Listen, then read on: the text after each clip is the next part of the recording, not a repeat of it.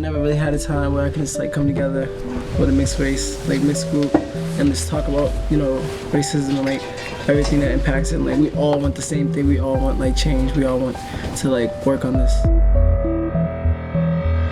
Good thing about talking about structural racism in this space, and talking about racism and all of that is by allowing ourselves to feel it, we can heal and deal and see each other more clearly. Before, when I thought about racism, I thought about it more as like an interpersonal problem. I didn't really understand it systemically, especially for myself. I just thought, you know, I'm not racist towards other people. You just learn so much more about yourself through this process, and in the world that you're living in, and all that you're like, and that by like isolating yourself, like all that you're missing out on, and it's like, I don't know, it feels kind of liberating going through the process. Like everybody's avoiding it. Everybody's just moving on with their lives, not even thinking twice about it. Our society really built up on not talking about racism, if that's the main problem.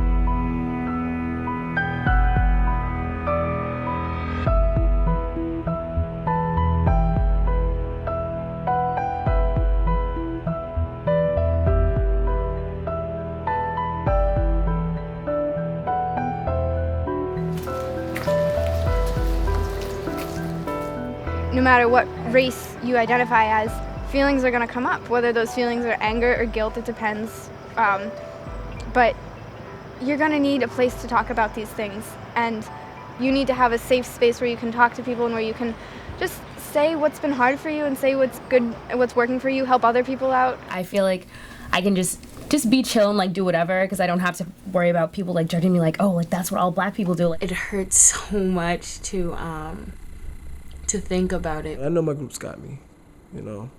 I want y'all to know I got y'all too. Really curious to learn about this stuff.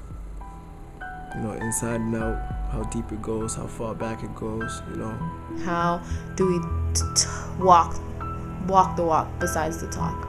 Or you're born with it, right? And your experience of it is, oh, well, I must deserve it. This must mean I'm better than you know? So it's easy to go there in your mind when you are raised in a context where you just internalize. The way that we visioned the project was that we were going to try and impact health by understanding and really undoing racism with a group of young people. To do that, we felt like we really needed to have youth that identified as white and youth of color doing the work together. Someone to go up to them and ask, Me, because I don't know, like sort I of guess like as a method of just escaping it And I can without. tell you, racism is not an easy thing to live with. Racism is not an easy thing to talk about. But I feel that if we can just begin to have this dialogue in a much greater way, change will come. That change for me happens on the individual level, you know, the interpersonal level, and on the institutional level.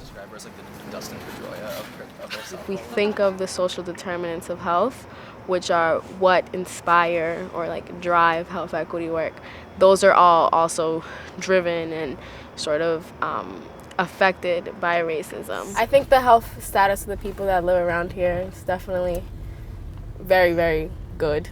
Like very low infant mortality rate, very low rates of diabetes and high blood pressure, certainly lower than what I see in my family and my side of the community. You can just tell by these houses. I mean, they're not clustered together, there's not enough space. So now you see a bodega, and now you see the townhouses that are completely adjacent, much more clustered residency. It's a whole different world. And in case there wasn't a big difference, now you clearly see the appearance of public housing or the projects. I do feel a sense of community here, and although we all literally physically clump together, in the same sense I do feel that like there's a strong bond between the people who live here. How does Youth Racial Healing Project become a project for a community health center? Well, we provide great health care for the people who come through our doors and get health care, but we're also thinking about the health of the community. And all these things in the community that impact health, all these are impacted by race. As an organization that cares about community health, we have to address racism. And what's a better place to start than with young people? In terms of getting support for this project, nationally the world of public health has really come to see health equity as a key to their mission and to what the public health world does. And so we have really become part of that. We work with the Public Health Commission here in Boston, which has a big focus on understanding not just how social factors determine health, but how racism in particular affects health. And also nationally, there's a lot of conversation about this. There's a lot of foundations and funders that are looking to find people who can do this work and to support the work. So we are really part of something that's going on around the country. With a new set of eyes, okay? So you're gonna be, once you understand these, you're gonna live with all of them for your whole life. We have recruited a very intentional mixed race group. And what we do with them is we meet Mondays and Wednesdays. On Mondays, we do more training around moving into racial justice language and public health and what is a health equity issue, how do you frame things using racial justice language? What's epidemiology? How do we look at this data to understand it? Like racism, it's not like people gonna come up to you and be like, oh, fuck you because you're brown. Nah, it's like it's implemented into our school system, it's implemented into every system that we have. Like now you understand when you're walking down the street, the random stare that you get from somebody, you understand why the lady at the store talks to your mom the way she talks to your mom when she asks for a translator or when she comes with her accent. You understand the why behind so many things. Like before, you just roam the world not knowing. Wednesdays is really what we call the higher risk activities. So that's when we need to take each other on. That's the space where we do speak outs. That's the space where we do affinity groups, because those tend to be higher risk. That's the space where we do healing circles. So if two young people are struggling, then we physically, literally gather around them and help them work it out, and we just give them a way to speak, knowing that we got your back, we love you for taking this risk, and they get to these incredible moments of repair and a trust that I've never seen before. And it's tough to know where to stop. This is going to be a little mini speak out, all right? And it's called Inner Circle, okay? And you're going to speak and start the circle from this perspective. Your job is to think about what this means for you, and you may interject if you wish, if you want to challenge her with what she's saying, you can do that. I can't love you until I love myself. I don't feel comfortable when people challenge me. Around I've a little bit taken the easy way out, and that I've tried to surround myself and get closer to people who share my opinions so that these confrontations don't come up.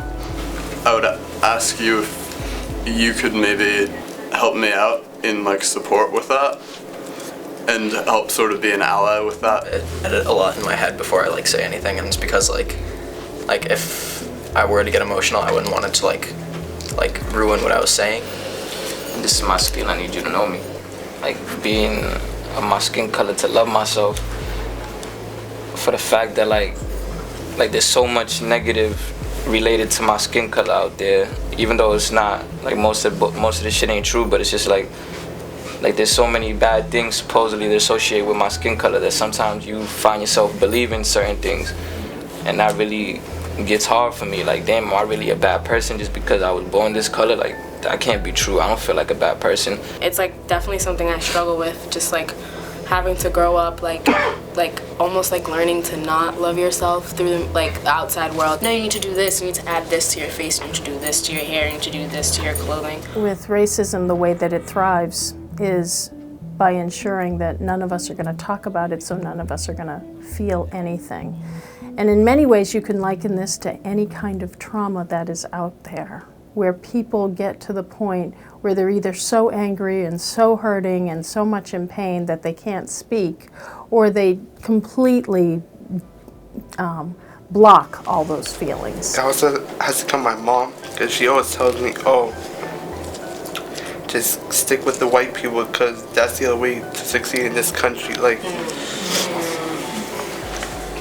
if you think you're Latino, it may look like white people are more successful, but what she doesn't know is that there's a system of advantage based on race, and that's why it happens that way. It's not because we're less smarter than them, it's just that's how it really is. There's like walls out there holding us back. So when they cut bilingual education in 2003, and I moved into like what they called regular class, which is very bad now that I think of it, but what they called regular class, which was like all English, I dropped the accent from my name. If I'm with like brown people and like I feel like they're offending me, or like a white person offended me, like I feel like I can tell my brown friends, but like if I'm with a white person, like I feel like I'm almost offending them by telling them that they offended me. The only way that racism could exist is if people were silent and not having any feelings about it. So we're inviting kids to be able to have all of that in this space, but that's not without consequences.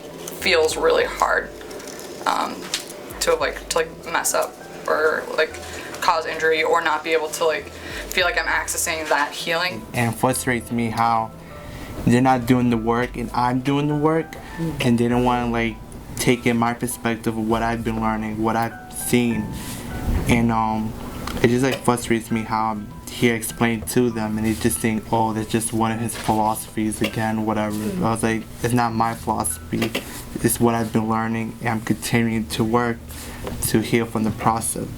It's very uncomfortable sometimes. And sometimes we've even gone so far as to say, when they've been in the height of some sort of angry or painful moments, what does it mean to be able to have an argument with someone or a challenge with someone and know that you're in safe ground, that no one's going to get hurt emotionally or physically, that you're going to be able to work it out, and that there's a commitment from the group to help you do that. If you feel like you're the only one feeling a certain way, like you don't want to say it out loud and then feel like there's no support, because this group is all about supporting each other. They say things in front of you and like you don't know like how to confront them about them, and I'm sorry if I made it feel like I was coming at you, because I wasn't. What I was doing wrong, I was putting myself in your shoes, but we're two different people and we act different. Like a different experience of privilege that like it sucks, because it like comes into like every relationship, every different dynamic, and you can't ever take that away. You can't ever not have that analysis of like a friendship. Like, I just want to be your fucking friend. I just want to know your heart. To walk away from it would be to acknowledge how much of a privilege I have as a white person, because if I was a person of color, I couldn't go a day without coming across this kind of racism, but in my daily life I don't see it, or I wouldn't see it. But now that I'm a part of this, I see it all the time, and I can't shut off that part of my brain. And you have to be ready to like let things hurt, because it sucks at first. It wasn't fun. It's not always fun now, but you just have to kind of, I don't want to say suffer through it, because it makes it sound like it's some terrible thing, but you just have to get through, and you have to work through it, because if you give up, you're not going to get anywhere, and you're just going to go backwards, and you're just going to start to get angry, and you're never going to move on. We all seem to have different phases, which is like trusting people, then opening up, and then actually like giving out stories about what times you actually been through when it came to racism. And basically that right there is what helps release all that. Like, it helps us open up and to trust each other. Well, during it the first time, I learned a lot of stuff I never even imagined like could have been even like racist and stuff, and it ended up being a really, really important part of my life, and I didn't want to really give it up. I mean, doing racism work is really, really tough on some people, and sometimes it's hard to keep going, and you're gonna hit a wall where you don't want to come back, but you gotta push through it, because it ends up being worth it in the end. Like, I know I'm never gonna have the person of color experience. I know I can't change that, but I don't know. I need you to know me too. The challenging part has been trying to help the rest of the world understand how important this is. The young people were so ready and open to doing this work. It's been truly beautiful to watch them, how accepting they are of this, how ready they are to learn this stuff, how non-judgmental they are of each other, how supportive they are of each other. Yes, finally, I can relate to what people are talking about. I'm really hurting, we actually care about how each other is feeling now, like since we just got so serious into the work, you know? I mean, I'm still stuck there, like, regardless of how much I need. The academic environment, I feel like I always get the racism mark. You'll notice that it's mostly only people of color in my theory.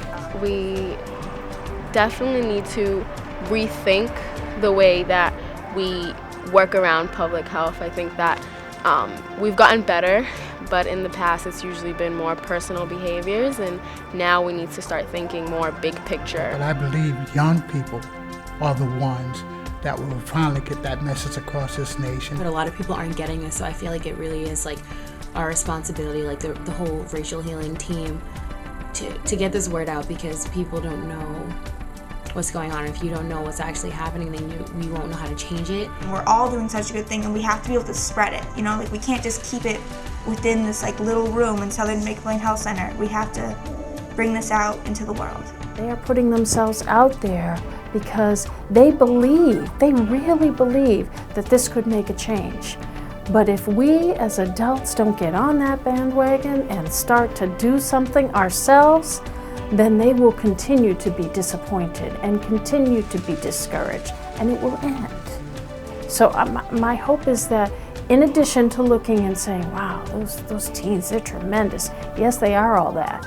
But you as adults, and you, what is your part? And you, what is your part? What can you contribute?